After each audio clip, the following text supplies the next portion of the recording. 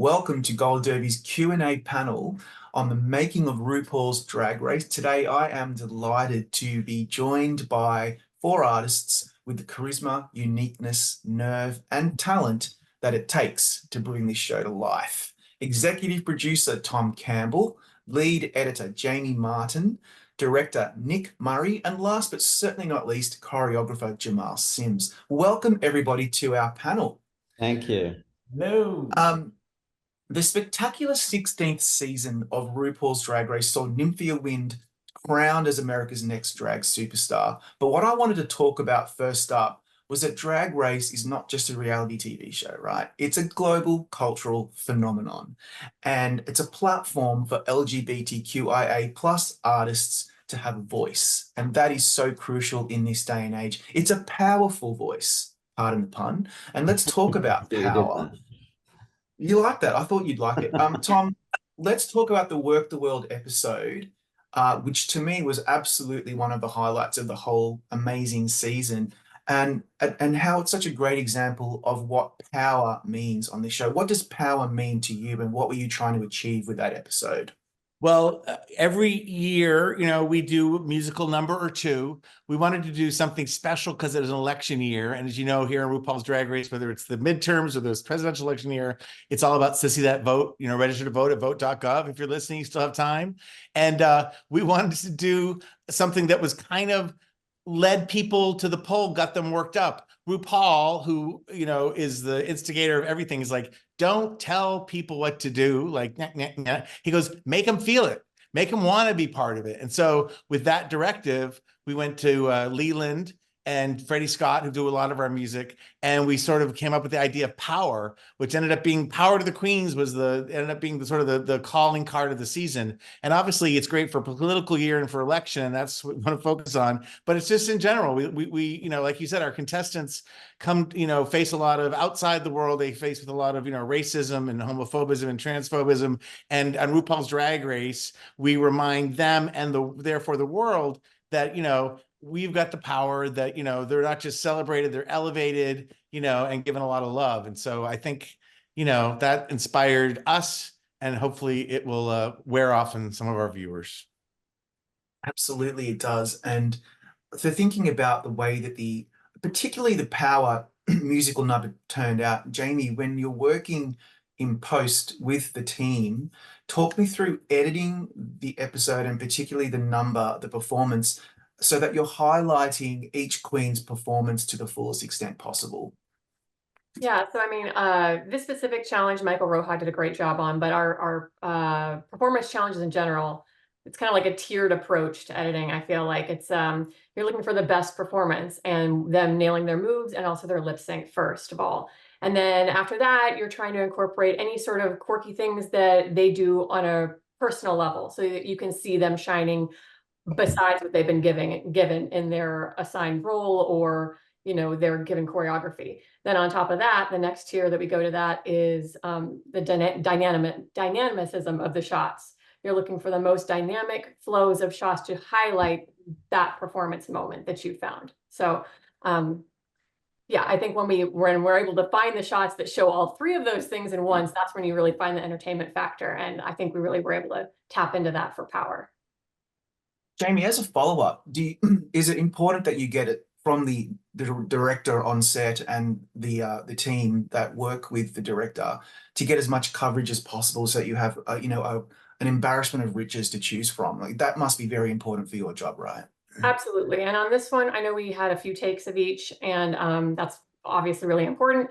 And we always get these amazing camera moves that I know that are very thought out on set to highlight each of these moves that they're doing on stage. And we're always so thankful to see that in the Bay. Jamal, what was your initial approach with working with each contestant to highlight everyone in a unique way while keeping the group as cohesive as possible, particularly where some of the contestants have all varying levels of experience in dance?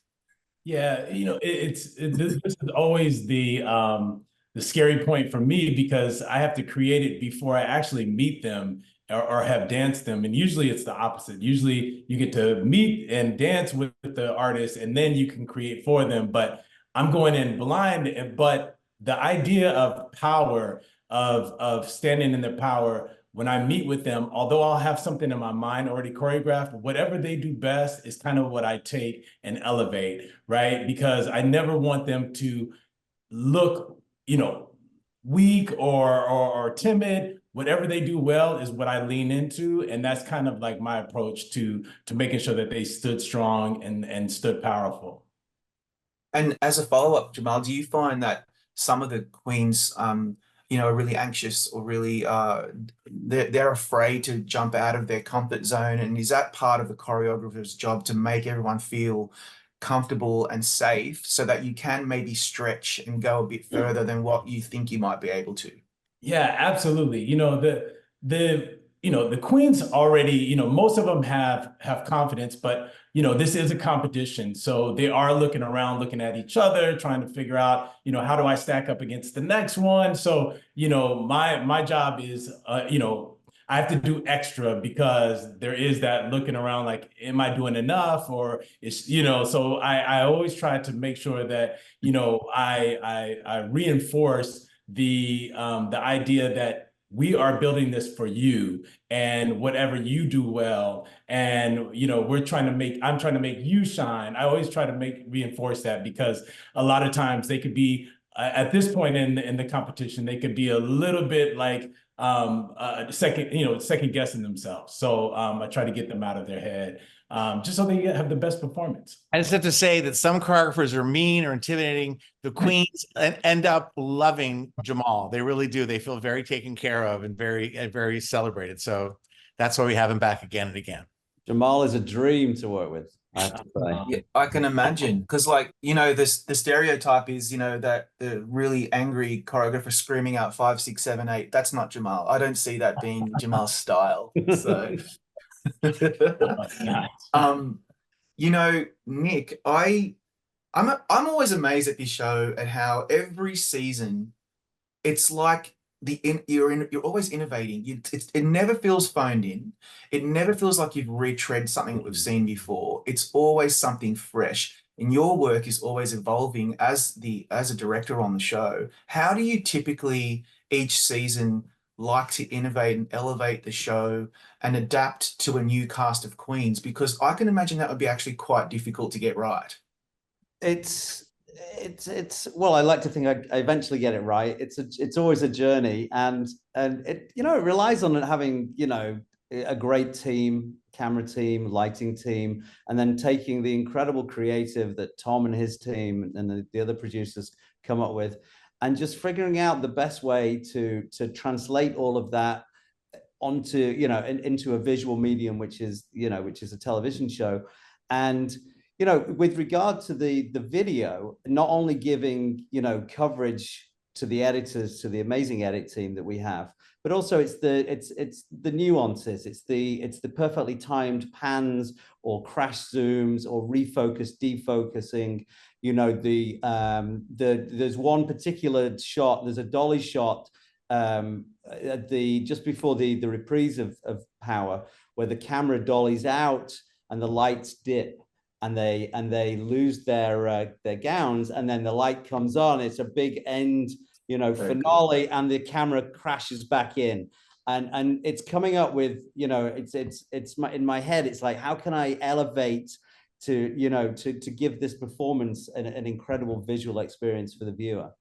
And I have to say, I love working Jamal, and Jamal and I worked on the Lucky video that I won my second Emmy for. So it's always a privilege and an honor to work with Jamal. And I think we collaborate extremely well together with our lighting and camera team. Can I say something? Nick thinks like a dancer. I think that he moves the camera. I can't dance like a dancer, though. I didn't say you dance like a dancer. I said you think like a dancer. But honestly, like, there will be sometimes he'll be like, do you think it'd be better if they stood back here? And I'm like, absolutely. So it's I've worked with the other directors where they're just shooting and they just hope that they get. But Nick, unlike other directors, he asks questions, and he also offers, like, what if they did it like this? That would help me out. and it's all to elevate the performance, and it's such a great relationship. It's true. I like to sort of immerse myself because I'm fascinated and I love shooting performances on the show. It's one of my favorite things to do.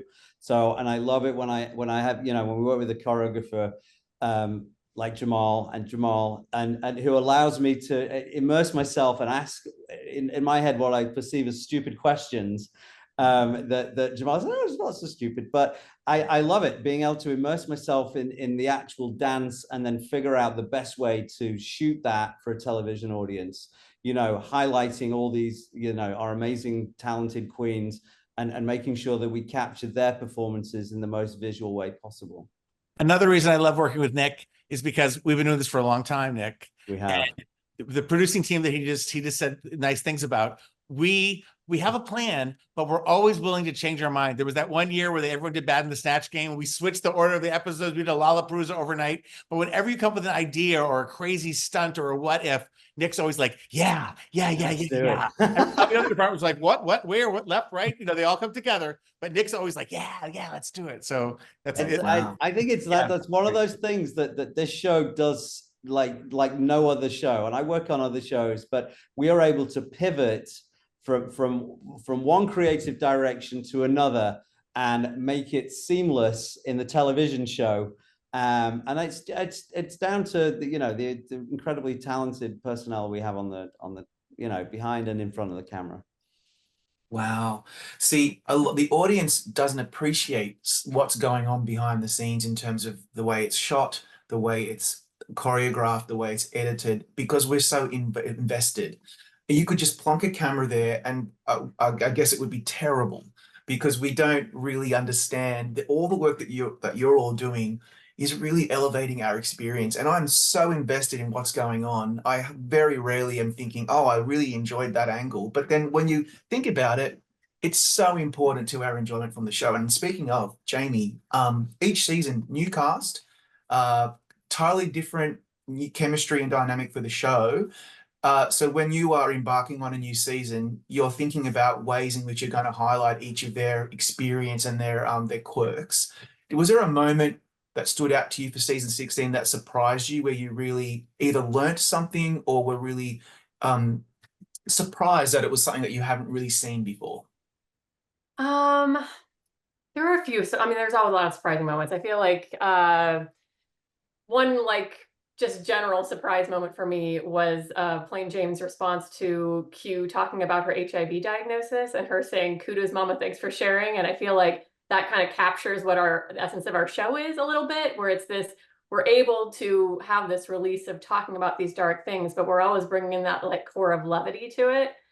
And just another surprising thing about that is that you never know what the fans are going to just elevate and completely take off with. It's always a surprise once it airs that you're like, oh, that's what you picked up on. Well, that's great. I mean, I love that you really narrowed in on that moment where we were able to create that. That was a surprising moment. I think another surprising moment for me was just, honestly, I was so impressed with Plasma's performance in the Rusical. I think that role, in my opinion, is the role that she had is the most complex Rusical role that I've seen in the show, and she was able to nail it. And I just love how the show gives all these really talented people this platform to just blow people away.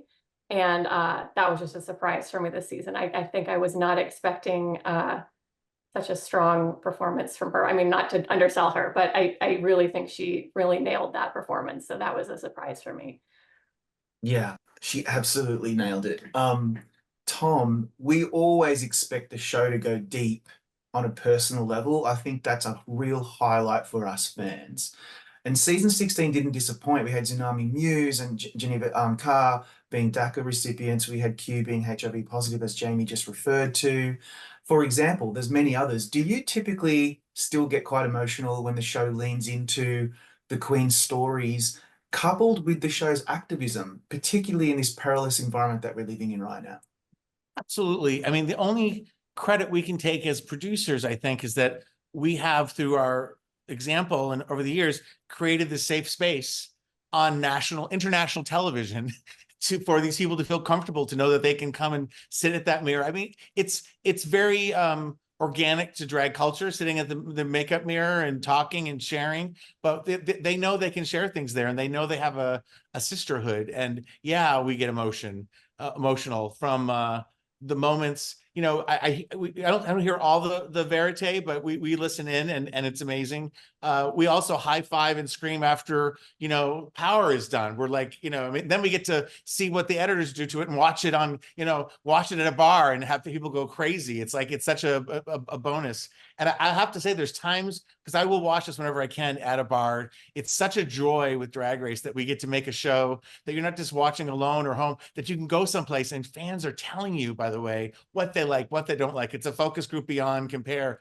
But when there's moments when something happens, and I'll be in a, you know, a leather bar in Silver Lake with a bunch of, you know, brawny guys and beard, and something happens, or someone talks about their mother, or some breath thing, and you can feel everyone go, oh, the breath comes out of the room, and it's you know, followed by some crazy split and dirty joke. You know, it's nonstop, and that is the world of drag, and we're so lucky that we get to tell those stories. And it's just for us to sort of capture, and again, make it a safe space for them to express themselves. Yeah, it's amazing how you've been able to bottle that whole culture and that sense of humor and that sense of adventure and into this show. There's nothing like this. There really isn't. And on that note, Jamal, you get to teach this queen's choreography, and you watch them grow as performers, because they've got so many challenges. Not only dancing, they have to sew, design, sing, act, be funny. Can you speak to the kind of performer that these queens have to be to excel on a show like this, and what skills can they take with them into their careers once they leave? Well, you know, it's funny because a lot of them come with it already. A lot of them have been performing in clubs, and so they have it. But then every now and then you get the newer queens that are just used to, you know, doing a 15-second Instagram post, or, you know, that haven't had the experience of actually having to come in and learn something and perform it the next day. So, you know, it's like some people are here and some people are here. So we're just trying to figure out how to make them all look pretty good together. But so the more experienced queens, sometimes they can teach me something, just because they're like, oh no, my hair, I have a lot of hair, so maybe I shouldn't go upside down right here. You know what I mean? And I'm like, I didn't think about that, or I have a corset, maybe I shouldn't do that. So they're teaching me stuff. But then the newer queens, I'm like, okay, look, you've got to do this 20 times, because you don't understand that repetition is going to make it feel like walking, and then you'll look more natural. So those are the things that I kind of teach them that they don't really know about, because the newer generation they don't have that experience. Yeah. And similarly, Nick, you know, this is a platform for uniquely diverse queer cast of characters, really, on a show. So you've got to bring out the best performance in each queen, but you've also got to give them space to express their unique personalities and allow for their stories to be heard authentically. Can you talk us through striking that balance and what you are doing as director to make sure you're getting what you need, but also making sure that you're giving them the space and the air to breathe? It's sometimes, well, it's a competition show, so we can't give them individually too much help with regard to, you know, performances, or make special, you know what I'm saying. But it's certainly when we do a talent show, for example, you know, I'm able to take a look at what they're doing and make suggestions that will convey what they're doing better on camera. You know, if it's a lighting cue, or it's a starting position and then a movement into, you know, the main spot, and making sure that we see the best side of them, and they're always projecting out to the audience. It's giving them little notes like that, and giving them the confidence. You know, some of them are not used to cameras and not used to a big stage with tons of lights moving around. So it's making sure that you listen to them and hear what they have to say, and then adapt the way that I shoot it, or make suggestions, and hopefully it helps them bring out the best in their performance. But also in the verite, you know, Nick, most of the crew under Nick has been there for many, many years, and they have and they're not all queer people at all, but they have a respect for drag queens, respect for their privacy, and they know how to follow what's going on, to be sort of, they're right there, but they're kind of invisible. And I think that's, again, that trust thing. It is, yeah. To Tom's point, when we shoot the verite, you know, we're not in their faces with the cameras, and sometimes, you know, we find a conversation that's going on and we eavesdrop it and shoot it from a distance. So you know, it's not an intrusion to what they're saying. Yet we're able to cover it for the audience, you know, and it makes them be more vulnerable and open, and we're able to tell their story in a better way, I think. You know, I always wondered that. I always wondered when it gets really deep or authentic, or it feels and sounds and looks real. I wonder, how are they doing this if there's all these camera women, I don't know, in their faces? I mean, surely if it was me, I'd be so tense and I'd be so closed off. And yet, yeah, how do you do that? Sorry to interrupt. I will say that the crew, like Tom says, not all of them are, you know, are gay. The crew have such an immense respect for every single person that's on the show. It is phenomenal. Everyone is amazed. I could never even imagine in my dreams being on this show and performing, being vulnerable, being funny, being able to dance, sew, walk a runway, walk in heels, dance in heels, any of that. And we'd simply, I mean, it's a daily conversation about, did you see what she did yesterday on the runway? And it's like, it couldn't even imagine that we're talking about extremely talented people here with stories that are, you know, unbelievably raw sometimes and heartfelt. And it's, you know, when everyone's very, I think we're all privileged to be part of this show and to be a witness to these people, you know, telling their story and coming on and being vulnerable and entertaining us as well. You know, I mean, I constantly get, you know, it's a constant chat at lunchtime. Did you hear about one, sir? And that's, you know, so and so said this, and then we heard about that, and it's honestly, what happens after the show is wrapped could be a show itself with regard to the crew.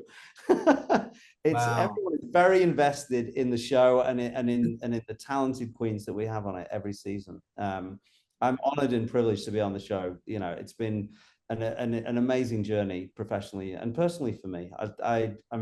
I love it. I really do love it. You know, I've got to ask this question. I finally have an editor on one of these RuPaul's Drag Race panels. I'm sorry, you probably get asked this all the time, but I need to know. Is there such a thing as a bad edit? Or when you know, the reality TV star will say, oh, that edit was all wrong and I'm really a lovely person. Talk us through that. Is it all nonsense or is it real? I don't believe on our show, at least. I mean, I've been on other shows where, you know, networks kind of guide your hand a little bit more, but I don't believe in our show that we ever intentionally edit someone in a poor light. I think that the most important thing in our show from many perspectives is telling each queen's story and journey. And unfortunately, sometimes a moment of a rough behavior of one queen affects the journey of another queen. And if we were unable to show that rough moment with one queen, we wouldn't be doing justice to the other queen's story either. Because if you get into an argument and you feel belittled or whatever, that affects your performance, that affects your mindset going forward. So it's not as if we are trying to show someone in a bad light or a good light, we're just trying to show someone's story. And unfortunately also, there is an aspect of compression of time. So when someone says something in maybe a harsher way because they're feeling something in a moment, when you put that in compressed time, which we have to do because our show is, you know, only an hour and a half long, it might seem harsher when it's compressed. But that's not our intention. It's just trying to show everyone's story and how they're interacting with all the queens at that moment. So that's how I feel that we approach our editing style. Yeah, I like that. I think that makes a lot of sense. And I never quite believe a reality contestant when they say that they're completely, the edit was completely not what they are in real life. I was thinking, well, it's still you. It's still your face. That's because they don't want to look inwards. Correct. Exactly. And of course, of all shows, if you're not looking inwards on RuPaul's Drag Race, you're not going to last. you know, I'm really happy that the Emmys said, Shantae, you stay to RuPaul's Drag Race earlier this year at the postponed um, Emmys. As I was mentioning to Tom offline, I was sitting right behind the Queens in the room when it won, and I could feel the crowd. Everyone in the audience was so happy to see everybody up on that stage winning the Emmy. You guys have got so many Emmys. I don't even know where to begin. But the point is, this show is just going from strength to strength. It's, as I said earlier, a phenomenon. There's so many different versions of it, and I think as we move into season 17 at some point, Tom, I'm wondering, what are you looking forward to as RuPaul's Drag Race, the phenomenon that it is, continues on in the world? What is something that you would maybe love to explore on the show that you haven't yet? It's, we try to deconstruct the show every year and rebuild it. We don't rest on our laurels. We catch ourselves. We're like, well, we already did that already. Or how can we do that different? So there are going to be some twists and turns in season 17. There's going to be some fine tuning of some strategery things. And listen, we have our plans, and every time something goes wrong, it's better. Do you know what I'm saying? Like, it's like, as producers, you have to have a plan, but every time somebody eliminates themselves or does something great, and the secret sauce, listen, there's so, like, RuPaul, first and foremost, our panel, the people, Jamal, we have like this magic factory because we have all these like-minded people working together in all the different departments. But every year, a new set of queens show up, and they come from a place, I don't, right now it's like, how old were you when RuPaul's Drag Race started? 5 years old. So it's, that's it. But, that's what keeps us current, that, they teach us. They tell us what's cool. And I also really love that we have a multi-generational, probably 4 generations now, like going back to like the great World War II generation.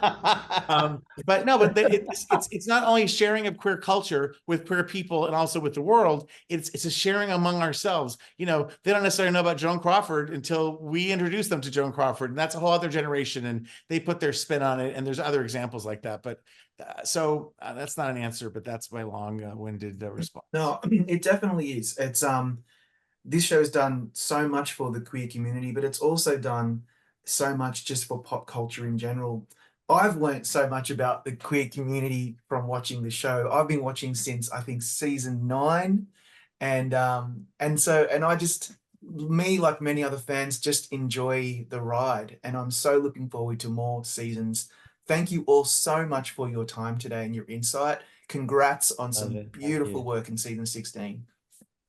Thank you very much. Thanks very much indeed for having us on. Get back to work, everybody. Back to work. Oh, that's All right. Chop, chop.